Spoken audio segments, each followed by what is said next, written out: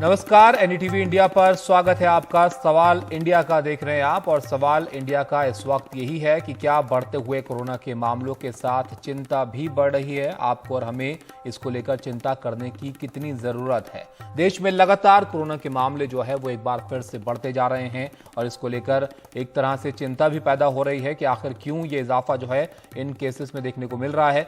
बीते 24 घंटे में आप देखें तो देश में 3095 नए कोरोना के मामले आए हैं। वहीं संक्रमण दर 2.61% हो गया है। बीते 24 घंटे में 1390 कोरोना मरीज जो है वो ठीक हुए हैं। फिलहाल देश में कोरोना के एक्टिव केस 15,208 हैं।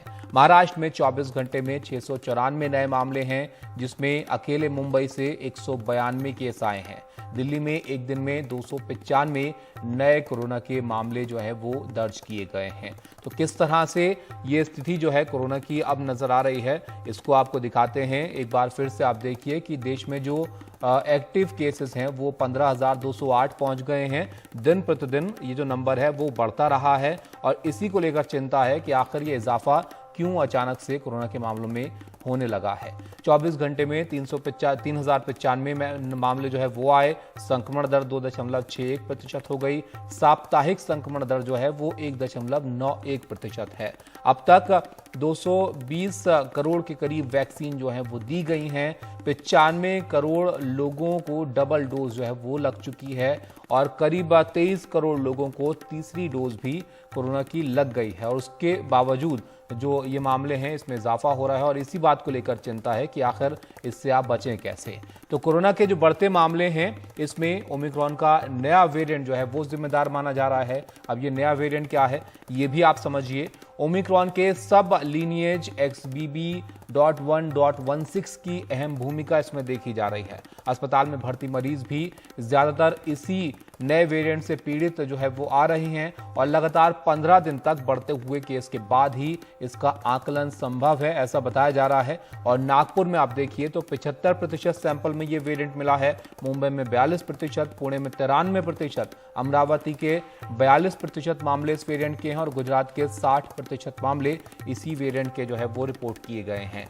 तो ये जो ओमिक्रॉन का सब लीनिएज है XBB.1.16, इसकी वजह से देश में कोरोना के मामलों में बढ़ोतरी मानी जा रही है, और अभी इससे सिवियरिटी का आकलन जो है वो किया जा रहा है कि कोरोना के जो मरीज आ रहे हैं उनकी स्थिति कैसी है, क्या उनको गंभीर परेशानियां जो है वो हो रही हैं, इसका आकलन किया जा रहा है। अस्पतालों में बढ़ रहे मरीजों के पीछे ओमिक्रॉन का ये जो वेरिएंट है इसको सबसे अहम माना जा रहा है। अब आप देखिए महाराष्ट्र की अगर हम बात करें तो यहाँ पर जीनोम सीक्वेंसिंग के आधार पर सैंपल में XBB.1.16 की स्थिति जो है वो हमने आपको बताया कि किस तरह से ज़्यादातर मामलों में यही जो वेरिएंट है वो देखा जा रहा है, और इसी वजह से अब जो जोर है वो टेस्टिंग पर है कि जांचा जाए कि किस तरह से जो मामले हैं वो बढ़ रहे हैं। फिलहाल 5 राज्य ही 10,000 के आसपास या इससे ज़्यादा रोजाना की टेस्टिंग जो है वो कर रहे हैं, जिसमें उत्तर प्रदेश में 33,000 के करीब हो रही है टेस्टिंग, बिहार में 19,000, गुजरात में 14,000, कर्नाटक में 10,000, महाराष्ट्र में 7,000, और नॉर्थ ईस्ट के ज़्यादातर राज्य रोजाना 10 सैंपल के करीब ही टेस्टिंग जो है वो कर रहे हैं। असम, मेघालय, लद्दाख, सिक्किम में रोजाना की टेस्टिंग 100 से भी कम है। तो यहाँ पर टेस्टिंग पर इस वजह से और ज़्यादा जो फोकस है वो है कि इसको बढ़ाया जाए दोबारा से, ताकि नज़र रखी जाए कि कोरोना के मामले जो है वो कहाँ कहाँ बढ़ रहे हैं, और फिर उस हिसाब से लोग इसका ध्यान रखें, इसका ख्याल रखें। दिल्ली में क्या हो रहा है वो भी आप देखिए। दिल्ली में कोरोना के जो मामले बढ़े हैं उसको लेकर आज दिल्ली के मुख्यमंत्री अरविंद केजरीवाल ने अहम बैठक की। दिल्ली में कोरोना के 295 नए केस दर्ज किए गए, और केजरीवाल ने अधिकारियों के साथ इसको लेकर एक अहम बैठक की। कोरोना से लोगों को डरने की जरूरत नहीं है, ये दिल्ली के मुख्यमंत्री का कहना है, और ये भी कि हर स्थिति से निपटने के लिए वो तैयार हैं। फिलहाल दिल्ली में हालात जो है वो चिंताजनक नहीं है, ये अरविंद केजरीवाल ने इस बैठक के बाद कहा। और ये भी उन्होंने कहा कि सभी मामलों की जीनोम सीक्वेंसिंग जो है वो करवा रहे हैं दिल्ली के अंदर जो मामले आ रहे हैं उसमें। XBB.1.6 वेरिएंट सबसे ज़्यादा यहाँ पर भी मिल रहा है, और तेज़ी से ये जो वेरिएंट है ये फैलता है, लेकिन गंभीर नहीं है, अरविंद केजरीवाल का ये मानना है। और दिल्ली में अगर आप देखें तो जो स्थिति अस्पतालों में है उसके बारे में भी उन्होंने जानकारी दी। उन्होंने कहा कि 7,986 बेड जो है वो तैयार हैं, जिसमें से सिर्फ 66 बेड ही भरे हुए हैं। तो 26 मार्च को दिल्ली के 38 अस्पतालों में मॉक ड्रिल भी हुई है और इसके अलावा भी जो मॉक ड्रिल है वो कराई जानी है। तो अरविंद केजरीवाल ने क्या कुछ और कहा है वो भी आप पहले देखिए, उसके बाद फिर हमारे साथ डॉक्टर जुड़ेंगे, खास मेहमान जुड़ेंगे, उनसे चर्चा इस पर करेंगे। सफिशिएंट एम्बुलेंस है, सफिशिएंट ऑक्सीजन अवेलेबल है, सफिशिएंट ऑक्सीजन स्टोरेज की कैपेसिटी है। 26 मार्च को हम लोगों ने 38 सरकारी दिल्ली सरकार के हॉस्पिटल्स की खुद ब खुद एक मॉक ड्रिल की थी कि बाई चांस अगर हो जाए तो, और इसमें जितने मान लीजिए कोई इक्विपमेंट काम नहीं कर रहा था, ऑक्सीजन वाली अवेलेबल है नहीं है, वैक्सीनेशन, सारी चीजों की एक तरह से ट्रायल करके देखा था कि सारी चीजें काम कर रही है कि नहीं कर रही। अब केंद्र सरकार के निर्देश आए हैं 10 और 11 अप्रैल को एक बारी सारे सरकारी और प्राइवेट हॉस्पिटल्स की मॉक ड्रिल की जाएगी। जिनको भी सारी पेशेंट्स हैं जो कि इन्फ्लुएंजा लाइक सिम्टम्स हैं, इस तरह की सांस की बीमारी है, उनको हम सबको वो कहेंगे कि आप मास्क लगा के रखिए। लेकिन अभी केंद्र सरकार की तरफ से कोई गाइडलाइन नहीं है और जैसे जैसे केंद्र सरकार गाइड करेगी हम उस पर स्टेप्स लेंगे। तो आपने सुना दिल्ली के मुख्यमंत्री अरविंद केजरीवाल जिन्होंने आज एक अहम बैठक की, उसके बाद वो बता रहे थे कि चिंता की जो है वो फिलहाल ज़रूरत नहीं है यहाँ पर, और उन्होंने इस बात का जो है वो नज़र रख रही है सरकार की और अस्पताल में जो है किस तरह की स्थिति है और हम इसके लिए तैयार रहें पहले से अगर मामले जो है वो बढ़ते हैं तो। हमारे साथ दो खास मेहमान जुड़ गए हैं, उनसे आपका तारुफ कराते हैं। डॉक्टर नरेश त्रेहन है हमारे साथ, MD मेदांता द मेडिसिटी के, स्वागत है सर आपका। और डॉक्टर सुनीला गर्ग है हमारे साथ, सदस्य हैं कोविड इंडिया टास्क फोर्स की। डॉक्टर त्रेहन, आपसे मैं शुरुआत करता हूं। भी 15,000 एक्टिव मामले हैं, लेकिन जो 24 घंटे के हम केसेस देख रहे हैं वो लगातार बढ़ रहे हैं दिन ब दिन। इसको आप गंभीर स्थिति अभी मानते हैं, चिंता करने की जरूरत है अभी? इसमें कोई शक नहीं है कि नंबर्स बढ़ते जा रहे हैं और चिंता भी उसके साथ साथ बढ़ती जा रही है। तो इसलिए अभी हमें ये पहले हिस्ट्री से सीखना चाहिए कि ऐसे ही स्लोली शुरू होता है फिर सडनली बढ़ जाता है। अब हमें जो ये वेरिएंट जो पाया जा रहा है हिंदुस्तान में, जिसकी जब मैक्सिमम रिपोर्टिंग महाराष्ट्र, पुणे वगैरह से हो रही है, उसमें तो XBB 1.1.16 है। उसकी खसूसियत यही है कि वो फैलता जल्दी है पर इन्फेक्शन माइल्ड होती है। जैसे मेदांता एक बहुत बड़ा मतलब सेंटर है फॉर क्रिटिकल केयर और कोविड में भी बहुत एक्सपीरियंस है हमें। तो आज के दिन हमारे हॉस्पिटल में भी एक दो जो पेशेंट्स थे वो डिस्चार्ज होकर घर चले गए हैं। मोस्ट ऑफ द पेशेंट जो आते हैं उनको होम क्वारंटीन में रखते हैं जी।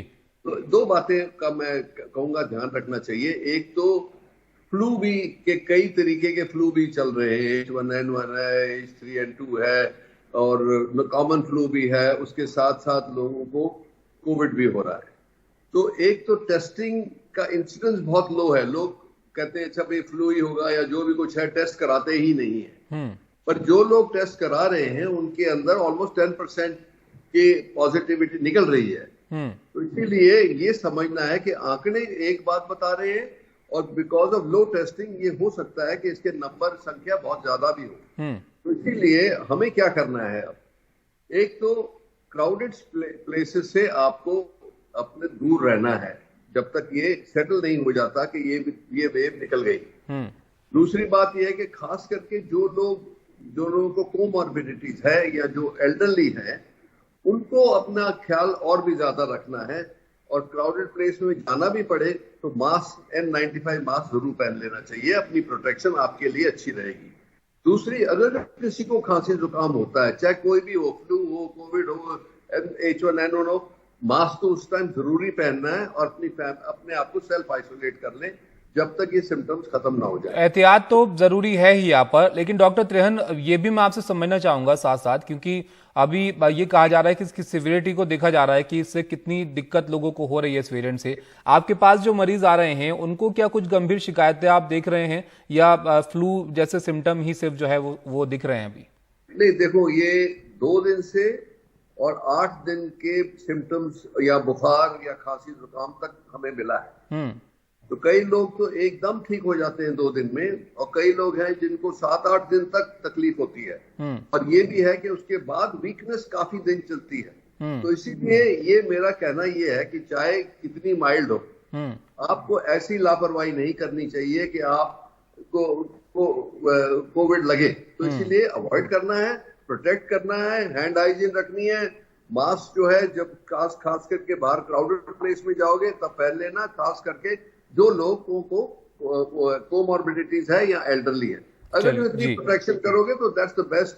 और सतर्क रहना है कि कोई आपके आसपास खांसी जुकाम कर रहा है तो आप उससे दूर ही रहें। सतर्क तो रहना ही है। अगर आपको खांसी जुकाम भी हो रहा है तब भी आप जो है वो ख्याल रखिए और अपने आप को जो है सुरक्षित रखने की कोशिश की। डॉक्टर सुनीला, आपके पास मैं यहाँ पर आता हूँ। हमने देखा दिल्ली के मुख्यमंत्री ने भी आज बैठक की, उन्होंने भी कहा कि अभी चिंता की बात यहाँ पर नहीं है, लेकिन जैसे कि डॉक्टर त्रेहन भी बता रहे थे कि हम जो पिछले अनुभव हमारे रहे हैं कि हल्के हल्के मामले आते हैं फिर एकदम से जो है रफ्तार बढ़ जाती है, तो इसको आप कैसे देख रहे हैं फिलहाल की जो कोरोना की स्थिति है? आपको क्या ये चिंताजनक लगता है या लोगों को भी थोड़ा संभल कर रहने की सिर्फ जरूरत है? देखिए, मैं ये जरूर कहूंगी कि being a public health person हमें चिंता की बात नहीं है, परंतु हमें सतर्क रहने की बहुत ज्यादा जरूरत है। यानी कि जो हम मॉनिटरिंग कर रहे हैं उसको हम क्लोजली हमें मॉनिटर करना है और किस तरीके के वेरिएंट्स आ रहे हैं बहुत जरूरी है। और जैसे कि डॉक्टर त्रेहान ने बताया, इस टाइम हम डबल वेपन वाली सिचुएशन में हम H3N2 भी देख रहे हैं, H1N1 भी देख रहे हैं, एडिनोवायरस इन्फेक्शन भी देख रहे हैं, साथ ही साथ हम SARS-CoV-2 भी देख रहे हैं और इनके सिम्टम्स लगभग सेम होते हैं। फर्क केवल इतना है, कोविड इन्फेक्शन जो होता है वो लगभग 5 से 7 दिन में सबसाइड कर जाता है और जबकि हम H3N2 के जो हम केसेस देख रहे हैं उनको लगभग ठीक होने में 3 हफ्ते के करीब लगते हैं। तो अब इस टाइम हम क्या करें? बेसिकली एक तो ये है कि हमारे जो प्रिकॉशनरी डोज है वो केवल नॉट इवन 30% लोगों ने लगाई है। तो सबसे पहले तो ये है कि जिन लोगों को बूस्टर लगना चाहिए था उनको बूस्टर लगाना चाहिए, क्योंकि बूस्टर अवेलेबल है और क्योंकि over a period of time, हालांकि हम नेचुरली इन्फेक्टेड भी हैं और हम सब लोगों ने 2 डोजेज ऑफ वैक्सीन भी लगाए हैं, बट इसको भी लगभग काफी समय हो चुका है। तो मैं कहूंगी कि जरूर बेसिकली आप प्रिकॉशनरी डोज जो है सबको मैं कहूंगी कि लगाएं। अच्छा डॉक्टर सुनीला, इसी पर क्योंकि आपने इसका जिक्र किया, इसी पर मैं आपसे एक जुड़ा हुआ सवाल पूछना चाहूंगा, क्योंकि ज्यादातर लोगों ने जो है वो वैक्सीन की डोज ले ली है, 2 डोज तो ले ही ली हैं अधिकतर लोगों ने, तो उसके बाद ये संक्रमण फैल रहा है तो एक चिंता होगी लोगों के जहन में। तो आपको लगता है कि वो डोजेस को ज्यादा वक्त हो गया, इस वजह से आपकी इम्यूनिटी जो है रिस्क पर आ जाती है, आपको 3rd डोज ले लेनी चाहिए, या फिर ये वेरिएंट ही कुछ ऐसा है जो उसको पार कर जाता है? देखिए, पहली बात तो मैं कहना चाहूंगी कि वायरस हमारे बीच में से कभी गया ही नहीं था और वायरस जब हमारे बीच में रहेगा तो जाहिर सी बात है जब भी उसको कोई ससेप्टेबल ह्यूमन बीइंग मिलेगा तो उसमें मल्टीप्लाई करेगा। तो आज की तारीख में हम 344 कोविड वेरिएंट्स की बात कर रहे हैं और जिसमें XBB.1.16 जो जिसका जिक्र आपने किया, ये कॉम्बिनेशन ऑफ 2 वेरिएंट्स है। तो ये रिकॉम्बिनेंट वेरिएंट है बेसिकली। तो प्राइमरीली ये है कि but it is more transmissible. हालांकि अभी हम लोग ज्यादा सीवियर केसेस इसलिए नहीं देख रहे, जैसा कि मैंने बताया कि हम लोगों को 2 डोजेस लग चुके हैं और ओमिक्रॉन की जब वेव आई थी वो ओमिक्रॉन हमारे लिए वेरिएंट ऑफ कंसर्न नहीं था, वेरिएंट ऑफ सपोर्ट था। हम सब इन्फेक्ट हुए और परंतु हमको बहुत सीवियर इन्फेक्शन नहीं हुई। तो हमारे पास में डबल तरह की इम्यूनिटी है, परंतु उसके बाद भी गवर्नमेंट ने ऐलान किया था कीपिंग द व्यू की वेनिंग इम्यूनिटी है तो सब लोग प्रिकॉशनरी डोज लगाएं, यानी कि 18 साल से ऊपर, जिसमें कि हमारी प्रेफरेंस थी एल्डरली लोग और पीपल विद कोमॉर्बिडिटीज। तो ये जरूरी है कि प्रिकॉशनरी डोज अब जरूर लगा लेनी चाहिए, पर्टिकुलरली जैसे कि मैंने जिक्र किया एल्डरलीज को ये, प्लस साथ ही साथ में Covid appropriate behaviour and specially hospital settings. Delhi में जैसे केसेस बढ़ रहे हैं, हमारी क्लोज सेटिंग्स जैसे मेट्रोज वगैरह में लोग ट्रैवल कर रहे हैं, हमारे सिनेमा थिएटर्स हैं, जहां पे भी हम ओवर क्राउडेड जगह की बात करते हैं वहां पे कहीं ना कहीं हमें मास्क मैंडेट का जरूर इम्प्लीमेंटेशन करना चाहिए। और ये मैं जरूर कहूंगी कि लगातार मैसेज पब्लिक तक जाना चाहिए कि वो मास्क के साथ साथ हम कहीं ना कहीं हैंड हाइजीन भी भूल गए हैं, जो कि हम पहले बहुत अच्छी तरह से पालन कर रहे थे।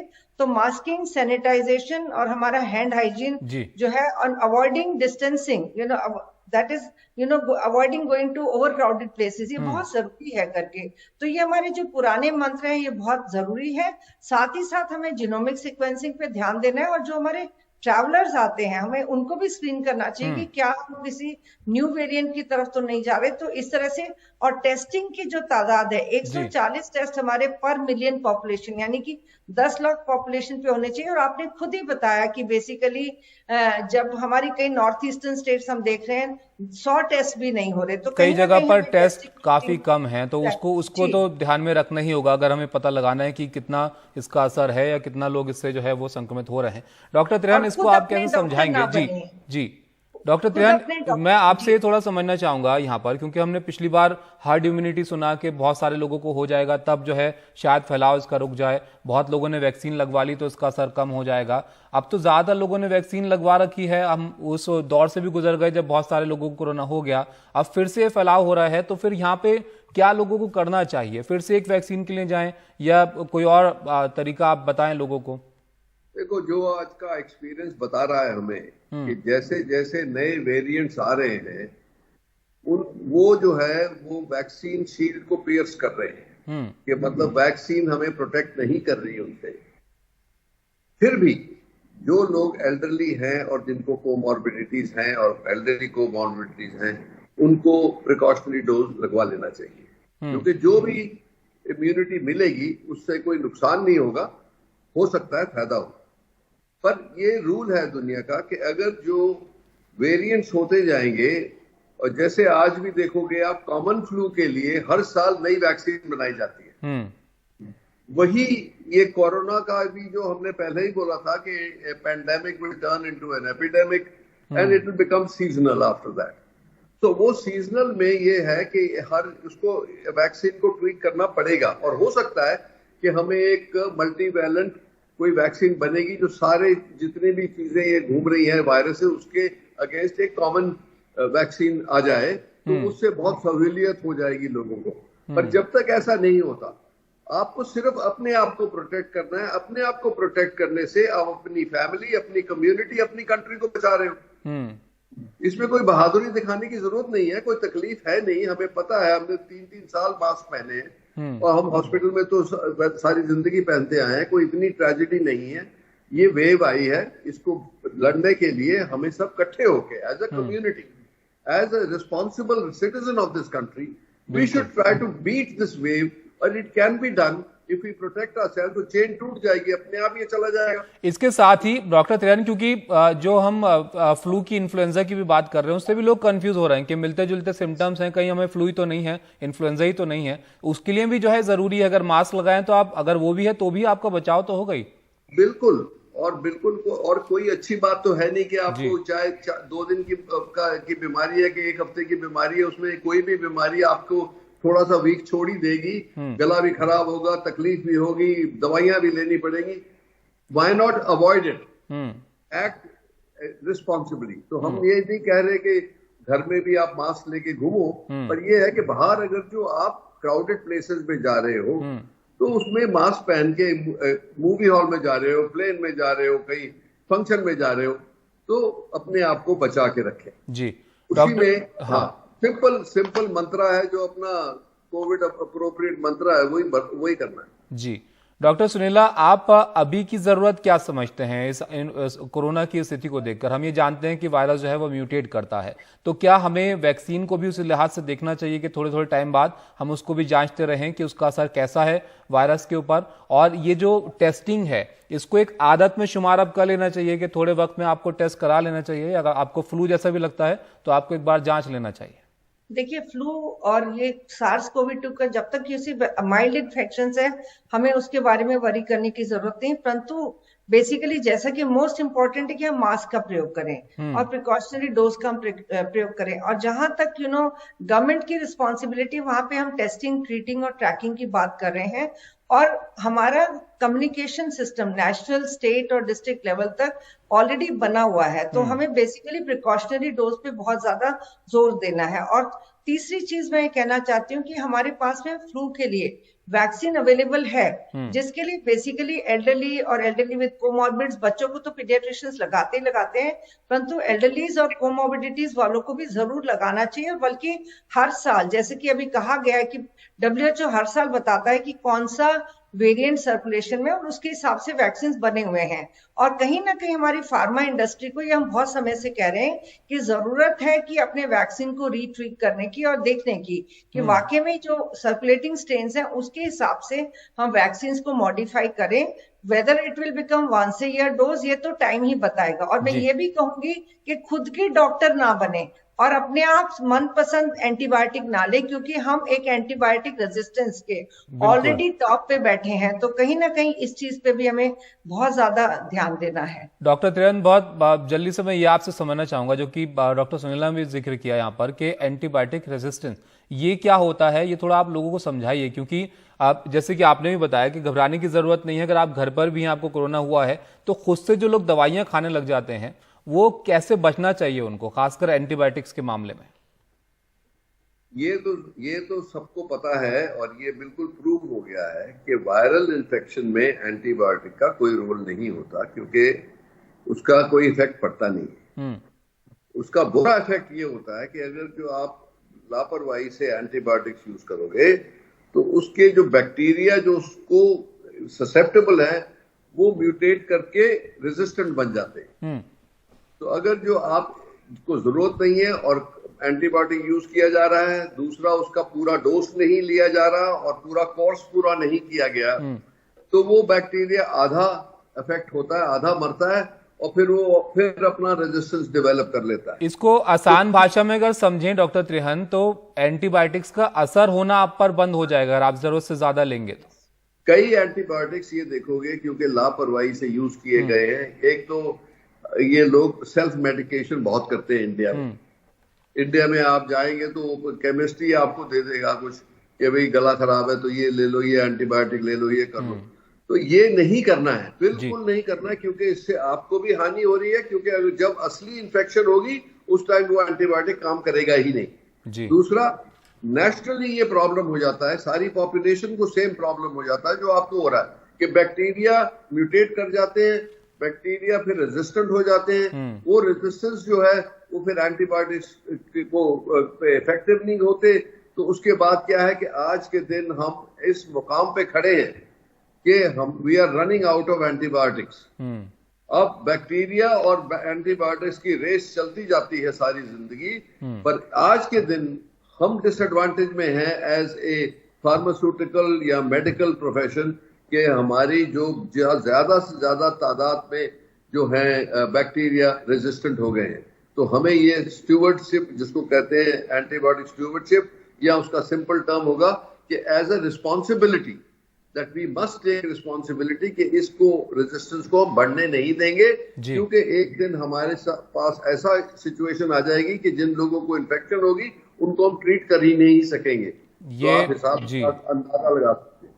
तो ये बातें हैं जिसका आपको ध्यान रखना है, जो कि यहाँ पर डॉक्टर त्रिहन भी बता रहे थे और डॉक्टर सुनीला ने भी इसका जिक्र किया। बहुत शुक्रिया आप दोनों का हमारे साथ जुड़ने के लिए और यहाँ पर लोगों को समझाने के लिए इस स्थिति के बारे में, कोरोना के बारे में, इन वेरिएंट्स के बारे में बहुत शुक्रिया आपका। तो देखिए, कोरोना के मामले बढ़ जरूर रहे हैं, लेकिन अब एहतियाती कदम भी इसको लेकर उठाए जा रहे हैं। इस नए वेरिएंट की जो चर्चा है आप सुन रहे हैं आजकल, इस पर भी नजर रखी जा रही है। फिलहाल अगर एक्टिव मामले देखें तो 15,000 के आसपास ही हैं, लेकिन चिंता इस बात को लेकर है कि लगातार ये इजाफा जो है वो इन कोरोना के मामलों में देखने को मिल रहा है।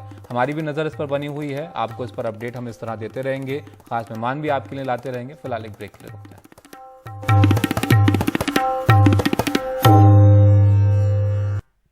पश्चिम बंगाल के हावड़ा में आज फिर हिंसा की खबर आ रही है। आज हावड़ा के शिवपुर में पथराव और आगजनी हुई है। फिलहाल दंगा रोधक पुलिस बल हालात पर काबू पाने में जुटा है। कल शुरू हुई हिंसा, पथराव और आगजनी में अब तक 36 लोगों को गिरफ्तार किया गया है। कल भी रामनवमी के जुलूस के दौरान हिंसा और आगजनी हुई थी। हालात सामान्य करने के लिए पुलिस को फ्लैग मार्च यहां पर करना पड़ा। इसके बाद हालात शांतिपूर्ण थे, लेकिन आज अचानक शिवपुर में हिंसा की खबर आई है। पश्चिम बंगाल की सीएम ममता बनर्जी ने दंगाइयों को देश का दुश्मन करार दिया और कहा कि इस हिंसा के पीछे जो लोग हैं उन्हें बख्शा नहीं जाएगा। साथ ही उन्होंने कहा कि बीजेपी ने हमेशा हावड़ा को निशाना बनाया है, हर किसी को सतर्क रहना चाहिए। वहीं बीजेपी नेता शुवेंदु अधिकारी ने आरोपों को खारिज किया।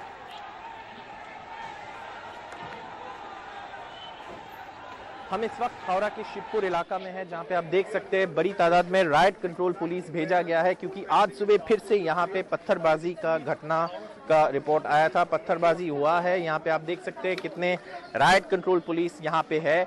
और पुलिस का बताया जा रहा है कि कोई भी पत्रकार यहाँ इस बैरिकेड को क्रॉस करके उस तरफ सामने ना जाए, क्योंकि स्थिति अभी भी पूरी तरीके से कंट्रोल में नहीं है। हम इस वक्त है हावड़ा के शिवपुर इलाका में, जहाँ पे पत्थरबाजी आज सुबह फिर से हुआ था। कल इसी इलाका में यहाँ पे पत्थरबाजी हुए थे और आज इस वक्त यहाँ पे और फोर्स भेजा गया है। राइट कंट्रोल पुलिस आप देख सकते हैं पूरी तरीके से है, टीयर गैस लेके यहाँ पे तैयार है। स्थिति के ऊपर काबू पाने के लिए, सिचुएशन को कंट्रोल करने के लिए पुलिस का कहना है कि आज फिर से यहाँ पे पत्थरबाजी का जो आप यहाँ पे, मैं अगर अपने कैमरा पर्सन को बोलूँ तो आप दिखाने की कोशिश करेंगे किस तरीके से आज सुबह यहाँ पे जो घटना हुआ है। उसके बाद पुलिस पहले से ही थे, लेकिन और राइट कंट्रोल पुलिस डिप्लॉय कर दिया गया है ताकि और ऐसे घटना ना हुए। मुख्यमंत्री ममता बनर्जी सीधा विपक्ष पर आरोप लगाया है कि ये बीजेपी के द्वारा करवाया जा रहा है। मुख्यमंत्री का आरोप बीजेपी की तरफ है। बीजेपी कहते हैं कि नहीं, मुख्यमंत्री का ये नाकामयाबी है, वो गृह दफ्तर के इंचार्ज है। लेकिन इस वक्त आप देख सकते हैं राइट कंट्रोल पुलिस पूरी तरीके से इलाका को बैरिकेड कर दिया है, कॉर्डन ऑफ कर दिया है, क्योंकि यहाँ पे पत्थरबाजी का जो स्थिति है वो उस तरफ अभी भी है, पूरी तरीके से कंट्रोल नहीं कर पाया है पुलिस ने। लेकिन यहाँ पे इस वक्त स्थिति थोड़ा बहुत काबू में पाने की कोशिश किया है पुलिस ने और काबू पाया है इस इलाका में। लेकिन ये वही इलाका है कल जहाँ पे जब रामनवमी का जुलूस निकाला था तब यहीं पे जला दिया गया था जो गाड़ी है। ये थोड़ी देर आगे कल हम यहाँ पे फंसे थे, लेकिन आज यहाँ पे थोड़ी देर अगर हम उस तरफ चले, ये जीटी रोड है, शिवपुर इलाका है, तो वहाँ पे अभी भी स्थिति काबू में नहीं पाया है। रामनवमी के जो जुलूस है उसके बाद ये हिंसा पत्थरबाजी शुरू हुआ और आज इस वक्त यहाँ पे फिर से ये ऐसा जो इंसिडेंट है। अब मुंबई से खबर आपको दिखाते हैं। मुंबई के मलाड के मालवड़ी में कल हुई हिंसा के बाद आज शांति यहां पर है। कल रामनवमी शोभा यात्रा के दौरान हंगामा हुआ था और पुलिस को लाठीचार्ज भी करना पड़ा था। इस मामले में अब तक 20 लोगों को हिरासत में लिया गया है। यहां से सुनील सिंह की रिपोर्ट आप देखिए। रामनवमी के दिन मुंबई और महाराष्ट्र में अलग अलग इलाकों में शोभा यात्राएं निकाली गई। वैसे ही एक शोभा यात्रा मालवणी में भी निकाली गई थी। मैं यहाँ मालवणी में हूँ और जो शोभा यात्रा है वो यहाँ से तकरीबन 3 किलोमीटर दूर अंबोजवाड़ी से होते हुए यहाँ पर आई थी। यहाँ उसे कुछ देर के लिए रोक दिया गया था इसके आसपास ही, क्योंकि पास में ही बड़ी मस्जिद है जो कि 7 नंबर में आती है और वहाँ पर उस समय अजान और नमाज का समय हो चुका था, लिहाजा कुछ देर के लिए यात्रा यहाँ पर रोक दी गई थी। लेकिन जब इसके बाद शोभा यात्रा आगे बढ़ी तब 7 नंबर मस्जिद के पास हल्का सा गर्मा गर्मी हुई, लेकिन जब 5 नंबर तक पहुंची तब हंगामा हो गया और एक तरह से चप्पल चले और एक पत्थर भी चला, जिसके बाद पुलिस को लाठीचार्ज करना पड़ा। बहरहाल उस मामले में 21 लोगों को फिलहाल गिरफ्तार किया गया है, मामला दर्ज किया गया है। लेकिन मैं आपको ये समझाना चाहूँगा कि आखिर ये पूरा भौगोलिक जो इसका संरचना है वो कैसी है, कि यात्रा का रूट क्या था और कहाँ पर हंगामा हुआ और पुलिस कहाँ पर थी, कौन कम पड़ गया, या फिर कौन है इसके पीछे जो कि मुंबई और महाराष्ट्र के जो सामाजिक सद्भाव है उसमें जहर घोल रहा है। तो आइए चलते हैं और गाड़ी में बैठ कर मैं आपको दिखाऊंगा पूरा इलाका और शोभा यात्रा का रूट। अंबोजवाड़ी से जो शोभा यात्रा है वो इसी रूट से होते हुए यहाँ 7 नंबर तक पहुँची और 7 नंबर में ये जो है एक बड़ी मस्जिद है जहाँ पर कि उस समय अजान चल रहा था, नमाज चल रहा था, तब आकर की यात्रा रोक दी गई थी। लेकिन जब यात्रा नमाज और अजान ख़त्म होने के बाद यहाँ पर पहुँची तब यहाँ पर कुछ लोग जमा थे और यात्रा में भी लगभग 8 से 10,000 लोग थे बताया जा रहा है। तो नारेबाजी की गई और नारेबाजी होने की वजह से दोनों तरफ से नारेबाजी शुरू हुई, तो थोड़ा सा स्थिति तनाव में आ गई। लेकिन पुलिस चारों तरफ तैनात थी। जब से अभी हम देख रहे हैं कि पुलिस की गाड़ियां मौजूद है, पुलिस मौजूद है, तो स्थिति नियंत्रण में हो गई। फिर वो यात्रा धीरे धीरे इसी रूट से आगे बढ़ती रही 5 नंबर की दिशा की तरफ। यहाँ से तो शांतिपूर्ण तरीके से यात्रा आगे निकल गई, लेकिन आगे जो हम देख रहे हैं जो पताका दिखाई पड़ रही है वो है दरअसल 5 नंबर का एक तरह से नाका कह सकते हैं। सवेरा टॉकीज, यानी कि पहले सवेरा टॉकीज एक सिनेमा टॉकीज थी, वो वहाँ थी, उसको सवेरा टॉकीज के स्थान के नाम से जाना जाता है। वहाँ पर फिलहाल एक मस्जिद बनी हुई है जो कि 4-5 साल पहले ही बनी है, और आरोप ऐसा है स्थानीय लोगों का कि वो एक अवैध मस्जिद है। अब हम आ गए हैं ये मस्जिद के पास 5 नंबर। दरअसल ये वो जगह है जहाँ पर कि हंगामा हुआ, चप्पल फेंका गया और पत्थर भी फेंका गया, और जिसके बाद दोनों समुदाय के लोग आपस में एक दूसरे के सामने आ गए। ये वो जगह है, ये नाका। ये जो लेफ्ट में एक मस्जिद है, देखिए यहाँ पर भी पुलिस तैनात है, और यहीं पर जो बड़ा हंगामा हुआ जिसने कि पूरे माहौल को ख़राब किया। पुलिस स्थिति को भांपते हुए पुलिस, बड़ी संख्या में पुलिस बल तैनात थे, लेकिन इसके बावजूद यहाँ पर हंगामा हो गया। खुद joint CP LNO Satyanarayan Chaudhary भी यहाँ मौके पर आ चुके थे, और जो DCP हैं स्थानीय अजय बंसल वो यहाँ पर थे, एडिशनल हैं राजीव जैन वो यहाँ पे थे। चूँकि बड़े अफसर यहाँ पर थे, लिहाजा तुरंत उन्होंने एक्शन लिया और लाठीचार्ज करके फिर लोगों को वहाँ से तितर बितर करना पड़ा, और फिर यात्रा आगे बढ़ी। लेकिन इस बात को लेकर जो शोभा यात्रा के आयोजक थे, विश्व हिंदू परिषद वाले, बजरंग दल वाले, बहुत नाराज हुए, और नाराजगी के वजह से वो यहाँ पर ये पुलिस स्टेशन हम आ गए हैं। ये सामने ही देखिए, ये 5 नंबर का ये मालवनी पुलिस चौकी है। यहाँ पर जो है कि उन्होंने कुछ देर धरना दिया, अपना रोष प्रकट किया। शोभा यात्रा तो यहाँ से निकल गई, लेकिन उसकी वजह से जो कि हंगामा हुआ था, उसकी वजह से क्षेत्र में तनाव बना रहा। पालक मंत्री मंगल प्रभात लोढ़ा यहाँ पर रात में आए, आला अफसर यहाँ पर मौजूद रहे, फिर रात में FIR दर्ज की गई, और चूँकि जो भी हो रहा था उसको खुद पुलिस के अपने जो कैमरे थे उससे वीडियोग्राफी की जा रही थी। पुलिस का ड्रोन कैमरा भी लगा हुआ था, और जितने भी दूसरे लोग मोबाइल वीडियो खींच रहे थे उन सब के जरिए पुलिस ने फिर रात भर तकरीबन 50 लोगों को यहाँ पर लाया पुलिस थाने में। उनमें से सीनात की गई, और जो हंगामा करते हुए दिखे उनमें से 21 लोगों को गिरफ्तार करके कोर्ट में रिमांड के लिए भेजा गया। और आज दिन भर पुलिस बंदोबस्त यहाँ पर लगा हुआ है, शांति बनाए रखने की कोशिश की गई है, और हम देख रहे हैं कि यहाँ का जनजीवन बिल्कुल सामान्य है। लेकिन ये सवाल बना हुआ है कि आखिर वो कौन है जो मुंबई और महाराष्ट्र की सामाजिक समरसता को बिगाड़ना चाह रहा है और लोगों में एक तरह से सांप्रदायिकता का जहर घोल रहा है। बहरहाल पुलिस ने मामले में 21 लोगों को गिरफ्तार कर लिया है, लेकिन ये सवाल अभी बना हुआ है कि क्या कहीं ये सब कुछ एक साजिश के तहत तो नहीं किया गया। मुंबई से कैमरामैन राजेंद्र दयाल के साथ सुनील सिंह, NDTV इंडिया के लिए। रामनवमी के मौके पर इंदौर के बेलेश्वर महादेव मंदिर में जो हादसा हुआ उसमें अब तक 36 लोगों की जान चली गई है। आज एक और व्यक्ति का शव बावड़ी से निकाला गया। कल मंदिर में बावड़ी की छत धंस गई थी यहां पर, और बड़ी संख्या में 40 फीट गहरी बावड़ी में लोग गिर गए थे, जिनमें से 18 लोगों को ही बचाया जा सका। अब इस मामले में मंदिर ट्रस्ट के अध्यक्ष और सचिव के खिलाफ FIR दर्ज की गई है, और धारा 304 के तहत ये मामला दर्ज किया गया है। इंदौर पुलिस कमिश्नर ने कहा कि मामले में न्यायिक जांच के आदेश दे दिए गए हैं, इसलिए किसी को गिरफ्तार नहीं किया गया है।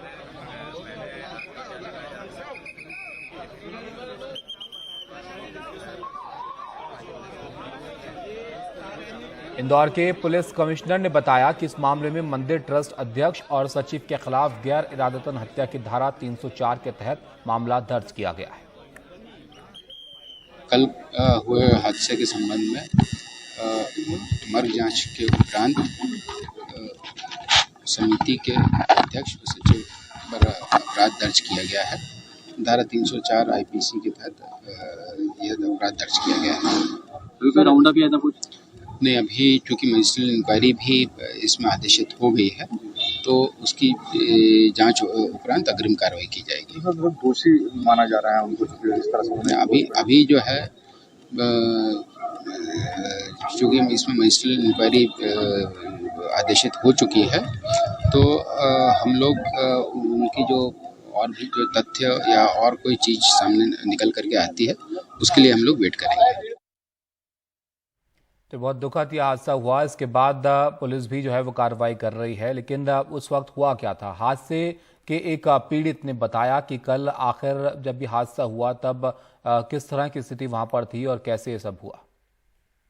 लास्ट में जो आहुति देने के लिए हम खड़े थे, बस आहुति देने के लिए खड़े हुए, एक दूसरे का बस ऐसे हाथ टच करे थे और एकदम से वो जमीन धंस के नीचे चले गया। और उसमें कम से कम उसमें 40 से 50 होने चाहिए। महिलाएं ज़्यादा थी, बच्चे भी थे उसमें और बहुत सारे थे, मतलब अंदाज। होश में थे जब नीचे? हाँ, मैं बिल्कुल होश में था। क्या मंजर देखा? मंजर था ऐसा था कि मैंने मेरी ज़िंदगी में ऐसा मंजर, हाय तौबा मचे, बचाओ, मर भी गए। मैंने खुद ने लेडीज़ को तरते, 2 लेडीज़ को वो मरते हुए देखा मैंने खुद ने वहाँ। 12 में 5 कम पे मैं यहाँ पहुँच चुका था और जिस तरीके से यहाँ देख के लग रहा था, मैंने 12:05 पे मीडिया बाइट में पहले ही कह दिया था कि 50 लोग के आसपास इसमें हताहत हुए हैं। और सबसे पहले हम लोग, मेरे साथ मेरे 2 साथी और थे, हम लोगों ने ऊपर चढ़ के और सबसे पहले एक टीन शेड हटाया। बस पहला टीन शेड हम लोगों ने हटाया, उसके बाद टीन शेड भी नहीं हटा। उसके बाद रस्सियों से, घरेलू रस्सियों से सबसे पहले रेस्क्यू किया गया। कई साड़ियों को बांध के रेस्क्यू किया गया। आपदा प्रबंधक पूरा टोटल मिला के नाकाम रहा है इसमें। राहत और बचाव अभियान में किस तरह की मुश्किलें आई, इसे लेकर हमारे सहयोगी अनुराग द्वारी ने एनडीआरएफ के अधिकारियों से बात की। सर, आप लोगों ने पूरा रेस्क्यू का काम अब पूरा हो गया यहाँ पर? सर, अभी जो प्रशासन के द्वारा हमें सूचना थी कि एक विक्टिम की डेड बॉडी ट्रैप्ड है, उसको हमारी टीम के द्वारा अभी रिकवर कर लिया गया है। अभी टीम के द्वारा फाइनल सर्च किया जाएगा, उसके बाद में डिस्ट्रिक्ट प्रशासन के आधार के अनुसार अगली कार्रवाई। जगह जगह पर राहत और रेस्क्यू का काम करते हैं, लेकिन एक 40 फीट गहरी बावड़ी में कितना मुश्किल था, कितना चैलेंजिंग था और कैसे इसको अंजाम पहुंचाया आपने? सर, ये चैलेंजिंग इसलिए था कि पुरानी बावड़ी थी, इसकी दीवारें भी जर्जर थी और इसमें बहुत सारे ऑब्स्टिकल थे जिनको हमारे रेस्क्यूअर्स ने अपने कटिंग इक्विपमेंट और अपनी प्रशिक्षण के माध्यम से उनको रिमूव किया और उसके बाद में लोगों की डेड बॉडी रिकवर। खास तरह के इक्विपमेंट जिनकी आपको जरूरत पड़ी हो यहाँ पर बावड़ी में? बावड़ी में सर, हमारी ट्रेनिंग के अनुसार बहुत सारे हमारे पास इक्विपमेंट्स होते हैं, उसमें कटिंग इक्विपमेंट्स हैं या फिर चिपिंग हैमर के माध्यम से हम सीजिंग करते हैं और जो बड़े ब्लॉक्स होते हैं उनके टुकड़े करके जैसे हमने बाहर निकाले। तो सारा पानी और गाद अब निकल गया क्या बावड़ी से? पानी और गाद लगभग हमने निकाल दिया है और जो मलबा था वो भी आधे से ज़्यादा निकल चुका है। उसके बाद में अभी एक्सटेंसिव सर्च किया जाएगा। और कितनी फीट गहराई तक जाना पड़ा आप लोगों को यहाँ पर? इसकी गहराई लगभग 60 फीट सर। 60 फीट तक। सर, आपका शुभ नाम और आपका पोस्ट? इंस्पेक्टर श्रीनिवास मीना, 11वीं वाहिनी, एनडीआरएफ, वाराणसी। बहुत बहुत शुक्रिया। मौके पर राहत और बचाव अभियान का जायजा लेने पहुंचे मध्य प्रदेश के कैबिनेट मंत्री तुलसी सिलावत से भी हमारे सहयोगी अनुराग द्वारी ने बात की। उनका क्या कहना था वो भी आप देखिए। इस वक्त हमारे साथ तुलसी सिलावट जी हैं, कैबिनेट मंत्री। अब रेस्क्यू का काम पूरा हो गया तुलसी जी? रेस्क्यू का काम तो अभी पूरा हो गया, पर उसके बाद एकाएक तौर पर पूरी अभी तीनों टीम उसको और चेक करेंगी कि इस दुखद घटना में 36 लोग हमसे बिछड़े हैं। किसी की माँ चली गई, किसी का बेटा चला गया, किसी का पुत्र चला गया। इससे दुखद घटना कुछ नहीं हो सकती। मध्य प्रदेश की सरकार के मुख्यमंत्री सम्मानित शिवराज जी हर क्षण हर पल इस घटना की जानकारी ले रहे हैं। आप स्वयं कल से लगातार थे, आज स्वयं सुबह आ गए, यहाँ भी स्थान पर भी जहाँ घटना हो यहाँ भी आए और अस्पताल भी गए। इस संकट की घड़ी में 36 पूरा जो परिवार है उसके बाद पूरी सरकार उनके साथ खड़ी है। कुछ लोग और भी आ रहे हैं क्या कि हमारे परिजन गुमशुदा हैं, जैसे कल कुछ लोग थे, अब तो कोई नहीं है? नहीं, अभी तक तो मेरे संज्ञान में नहीं है, ना शासन ना प्रशासन के पास आएंगे। अब जो भी हो हम कोशिश करेंगे, प्रयास करेंगे, प्रयत्न करने, सरकार पूरी इनके साथ खड़ी है। और सम्मानीय मुख्यमंत्री जी ने मजिस्ट्रेट जांच के आदेश दिए हैं। हर बिंदु पर जांच के बाद जो सार निकल के आएगा और एक एक बिंदु पर उसमें हम कड़ी कार्रवाई करेंगे कि पुनरावृत्ति इस प्रकार की। आप इंदौर के ही हैं, ऐसी कई बावड़ियां हैं 600 से ज़्यादा, लेकिन ये रजिस्टर्ड भी नहीं थी। FIR भी इस मामले में दर्ज हो गई है। आज कल ही मैंने नगर निगम कमिश्नर को निर्देशित किया है, कमिश्नर साहब पूरे इंदौर की जितनी भी बावड़ियां हैं उनको चिन्हित करें, एक नीतिगत से पुनरावृत्ति इंदौर में ना हो और इसके लिए जितने भी हम उपाय सोच सकते हैं वो सब करें। अच्छा, एक और सवाल था सर कि पिछले साल भी इनको नोटिस दिया गया था, लेकिन इन्होंने कहा कि धार्मिक भावनाएं आहत हो जाएंगी मंदिर ट्रस्ट ने, और उसकी परिणति ये है कि 35 लोगों की मौत हो गई है। आप जानते हैं, मैंने कहा ना कि जांच में जब आदेश दिए हैं सारे बिंदु आ जाएंगे तो सब पे हम कार्रवाई करें। पर उन परिजनों को आप आश्वस्त करेंगे कि किसी को बख्शा नहीं जाएगा, चाहे कोई भी कोई राजनीतिक कनेक्शन कोई भी हो, किसी को कोई नहीं बख्शा जाएगा। सिर्फ दुखद घटना और क्या होगी। इस सबको मंदिर ट्रस्ट ने अतिक्रमण किया है उस पर कार्रवाई करेगी सरकार। इस तरह के जहाँ भी इस तरह से कहीं इस प्रकार की बावड़ियां होंगी उस पर कुछ किन लोगों ने भी कुछ किया होगा उस पर कार्रवाई चाहे करेंगे। मंदिर हो चाहे कोई भी उस हो, पर सब पूरे पर कार्रवाई होगी। हर बिंदु पे हर व्यक्ति से चर्चा करके संवाद कर बात करके हर समस्या का समाधान निकाला जाएगा। बहुत बहुत शुक्रिया। तो ये थे तुलसी सिलावट, जिनका साफ तौर पर कहना है कि हर बिंदु पर जांच की जाएगी और चाहे कोई भी हो उनको बख्शा नहीं जाएगा। कम से कम सरकार अभी तो फिलहाल ये आश्वस्त कर रही है। इंदौर से कैमरा पर्सन रिजवान खान के साथ अनुराग द्वारी, एडीटीवी इंडिया।